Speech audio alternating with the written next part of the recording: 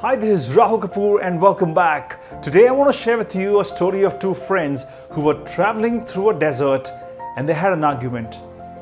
One friend slapped the other.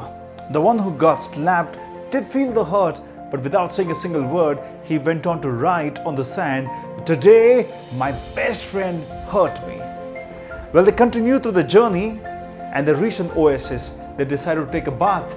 And as they were doing so, the friend who got slapped got stuck in the swamp and he began to drown. His friend saved his life. After recovering from the near drowning experience, this friend goes on to write on the stone, "Today my best friend saved my life." The friend who had slapped and saved his life asked him, "When I slapped you, you wrote in the sand, and now you are writing on the stone. Why?"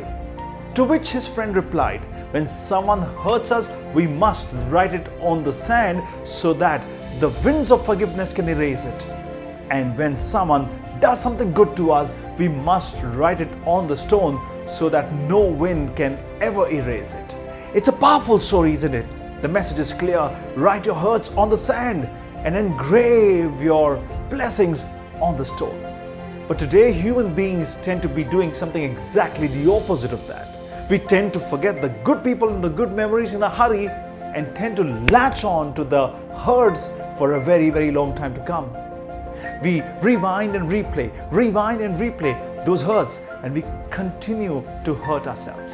The question is why? And to explain that, let me now help you understand a little bit of science of our brain. Researchers say studies using functional MRI have shown negative events stimulate activities in emotion processing regions of the brain, such as the orbitofrontal cortex and the amygdala. The more these emotional centers are activated by an event, the more likely an individual is to remember specific details linked to the emotional aspect of the event. They say this technique of preserving bad memories may have evolved as an evolutionary tactic to protect against future life-threatening or negative events.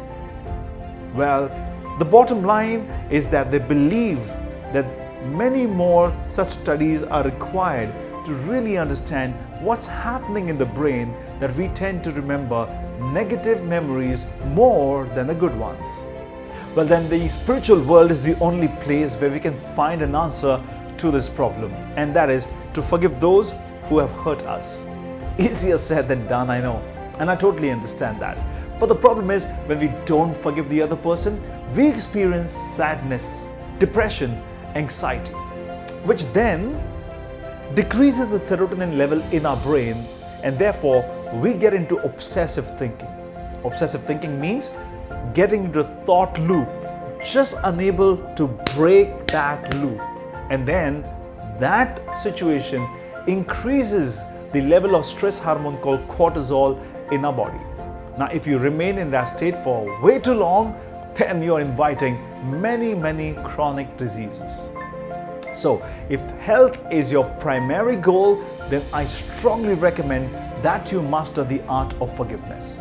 Well, a few months ago, I have created a video called "Forgive and Free Yourself." The link to that is available in the description below. I really invite you to go ahead and go through this entire video where I share with you the 5 steps of forgiveness. I am 100% sure that it will benefit you. Well, in conclusion, I really hope that you've enjoyed the scientific and the psychological aspect of the message of the story, which is to write your hurt on the sand and engrave your blessings on the stone. Until we meet the next time, you please take care of yourselves.